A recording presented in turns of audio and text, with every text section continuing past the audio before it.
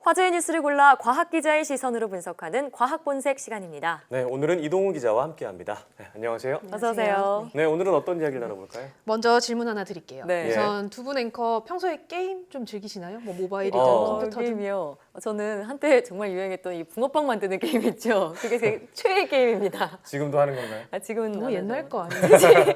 투지폰 시절에. 예. 네. 네, 저 같은 어떻게 경우에는 했거든요. 뭐 온라인 게임을 하진 않아요. 생긴 거는 다르게. 근데 이제 축구 게임을 친구랑 즐겨하는 편인데 예. 이동훈 기자는 어떤가요?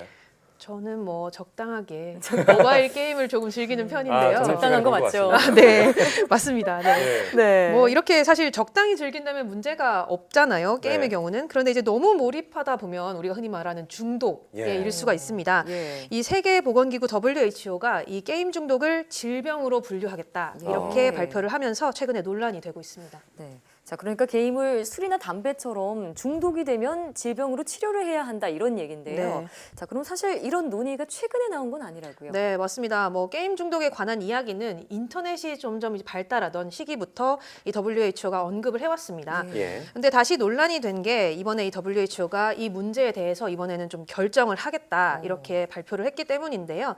다음 주죠. 20일부터 스위스 제네바에서 세계 보건 총회가 열립니다. 근데 여기에서 이제 국제 질병 분류 개정안에 대해서 최종 의결이 이루어지는데 WHO가 이번에는 여기에 이제 게임 이용 장애라는 항목을 넣겠다 이렇게 밝힌 겁니다. 예. 20일이면은 뭐 얼마 안 남았네요. 당장 네. 다음 주인데 그럼 이렇게 결정이 되면은 어떤 영향을 미치게 되는 건가요? 네, 뭐 만일 이 개정안이 통과가 되게 되면은 이 게임 중독이 국제적인 질병으로 분류가 되는 겁니다. 예. 우리나라에서는 이 관계부처의 논의를 우선 거친 다음에 뭐 네. 전문가 의견을 반영을 해서 2022년 1월부터 국내 질병 분류에도 이 내용을 반영을 하게 됩니다.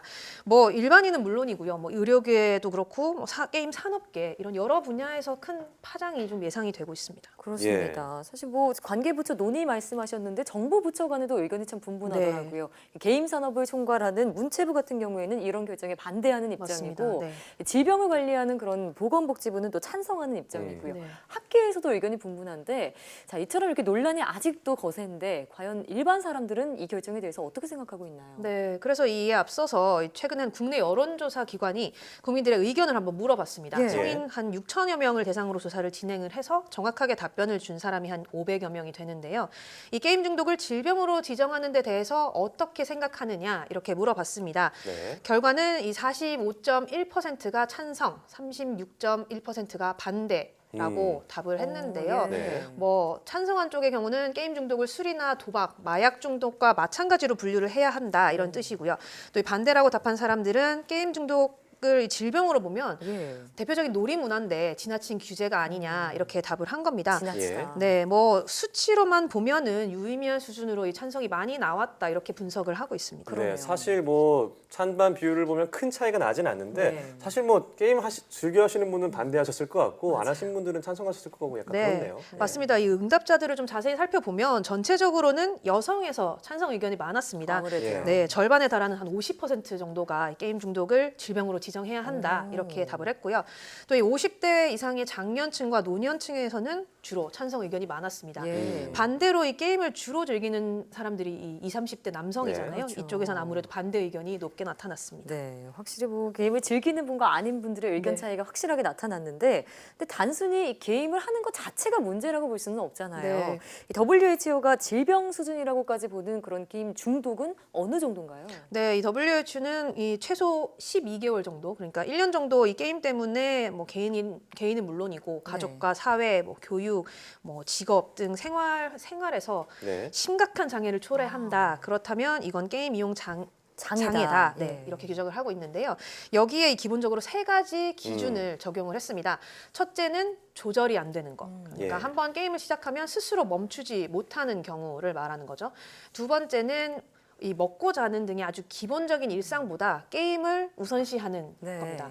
그리고 세 번째로는 이 게임으로 이렇게 일상생활에 문제가 계속 되는데도 네. 그만두지 못하고 과도하게 게임을 하는 건데요. 네. 이런 행동이 이제 한 12개월 이상 이어진다면 이거는 질병으로 봐야 한다. 이렇게 WHO는 얘기를 하고 있습니다. 1년 이상이요. 네, 네. 이렇게 뭐 기준을 마련하긴 했지만 이 기준을 판단하는 뭐 근거들이 좀 불명확한 것 같아요. 네. 그래서 뭐 찬반이 나뉘는 것 같은데. 네, 맞습니다. 뭐 이 문제에 대해서는 사실 찬반 의견이 아주 오랫동안 엇갈려 왔는데요. 네. 예. 우선 이 게임 중독을 질병으로 지정해야 한다 이렇게 보는 쪽에서는 일부 연구 결과를 근거로 들고 있습니다. 네. 게임이 이 뇌 기능을 떨어뜨리거나 금단 현상을 가져와서 일상생활에 아주 심각한 지장을 줄 수 있다는 건데요.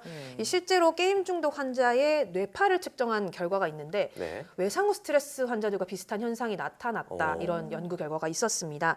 뭐 특정 뇌파의 기능이 떨어지면서 우울감이나 스트레스에 취약해진다 이런 거죠. 그렇군요. 또 이 게임 때문에 우리가 뭐 알고 있듯이 대인 관계를 유지하지 못한다거나 또 뭐 사용 시간을 스스로 조절을 못해서 스스로 사회로부터 격리될 우려도 있다 이런 문제도 꾸준히 지적되고 있고요. 네. 최근에는 이런 게임 중독이 심각한 범죄로도 이어지는 경우가 있었죠. 맞습니다. 네, 그러다 보니까 이 질병 수준으로 사회적 관리가 필요하지 않을까 이런 주장도 나오고 있습니다. 예. WHO 같은 경우도 오랫동안 이런 연구나 뭐 분석을 통해서 이제는 정말 게임 중독을 국제 표준 질병 분류에 포함시켜야 한다 이렇게 얘기를 하고 있습니다. 네. 자, 그러니까 이 게임 중독이 개인의 정신적인 문제뿐만이 아니라 사회적인 문제로까지 네. 번지는 현상이 이번 결정이 나온 건데요. 그럼 저희가 앞서도 살펴봤지만 이번 WHO 결정에 반대하는 입장도 만만치 그렇죠. 않더라고요. 네, 우선 뭐 앞서도 잠깐 언급을 했지만 이 네. WHO가 말하는 게임 중독의 기준 자체가 좀 과학적이지 못하다, 예. 뭐 근거가 없다 이런 점이 가장 큰 문제로 지적이 되고 있습니다. 네. 또 이 게임 중독은 알코올 중독처럼 뭐 혈중 알코올 농도를 측정을 해서 뭐 정확한 수치를 확인을 할 수가 없잖아요. 예. 그러니까 뭐 눈으로 볼 수 있는 기준이 없는데 뭐 원인이 과학적으로 증명이 되지 않으니까 여기에 대해서 뭐 의학적인 치료 방법도 사실은 좀 모호하지 않냐 예. 이렇게 보고 있습니다. 예. 또 이 일부에서는 마약이나 뭐 도박과는 다르게 이 게임이 직접적인 중독의 원인은 아니다 이렇게 주장을 하는데요. 보통 우리가 일상에서 이 스트레스를 받으면 그걸 좀 풀기 위해서 예. 좀 즐기기 위해 게임을 하는 경우가 많잖아요. 네. 그러니까 사실 이걸 근본적으로 스트레스 해결이 되지 않은 해소가 되지 않으면 게임이 아니라도 어떤 형태로든 문제가 생기지 않겠느냐. 다른 그 무언가라도. 그렇죠. 예. 네. 그런 이야기가 있고요. 또 낙인 효과가 있을 수 있습니다. 네. 이 게임 중독을 질병이라고 보면 정말 이 우울증이나 불안 장애처럼 약물로 치료해야 하는 어떤 질병처럼 그렇게 느껴질 수가 있잖아요. 예. 그러면 뭐 이 사람을 어떤 환자로 예. 정의한 규정해버리는 경우가 일어날 수가 있고 그에 따라서 이 과잉 의료가 발생할 수도 있다 이런 우려들도 예. 나오고 있습니다. 네, 반대 의견을 또 들어보니까 또 설득력이 있는 것 같아요. 그러네요. 자, 근데 특히 앞서 언급하신 그 게임 산업 분야에서 가장 큰 반발이 있을 것 같습니다. 네, 맞습니다. 뭐 앞서서 잠깐 황보경과 얘기를 했지만 문화체육관광부 같은 예. 경우는 이 게임 산업을 주관을 하고 있습니다. 네. 그래서 WHO에 이미 이번 개정안에 대해서 반대한다 이런 네. 의견을 제출을 했습니다. 이 게임이 문제라면 사실 그보다 더 상위 개념인 인터넷 사용, 뭐 스마트폰 사용 문제부터 짚어야 하지 않겠냐라는 네. 거고요. 또 이 게임을 어떤 게임 중독을 질병으로 규정을 하게 될 경우에 사회적 손실이 너무 크다. 또 대표적인 여가 활동인데 부정적인 인식이 너무 커지지 않겠냐 이렇게 반대 이유를 밝혔습니다. 네. 특히 업계의 주장으로는 이미 우리나라에서는 이 셧다운제 같이 이 게임을 통제해야 하는 대상으로 네. 좀 여기는 경우들이 좀 있는데 네. 이게 이제 질병으로까지 분류가 되면 너무 이제 게임 자체가 나쁘다는 인식이 퍼지지 않겠느냐 네. 뭐 이런 우려들을 하고 있습니다. 네. 또 어떻게 보면은 더 넓은 범위에서 뭐 인터넷이나 스마트폰 중독 문제도 함께 돌아봐야 되지 않나 네. 싶은데요.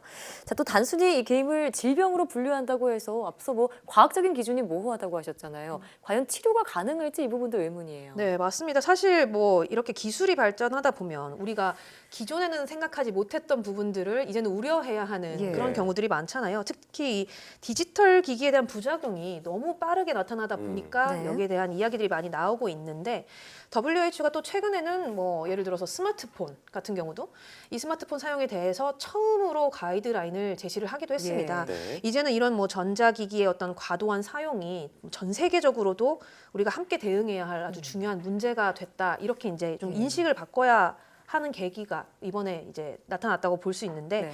아무래도 좀 장기적이고 근본적인 해결책을 마련하기 위해서 좀 힘을 모아야 되지 않을까 하는 생각이 듭니다. 네, 그렇습니다. 뭐 게임이든 뭐 스마트폰 기기를 사용하는 것이든 어떤 가이드라인은 필요하다고 생각을 하는데 그 명확한 기준이 생기기까지는 좀 시간이 걸릴 것 같습니다. 오늘 말씀 고맙습니다. 잘 들었습니다.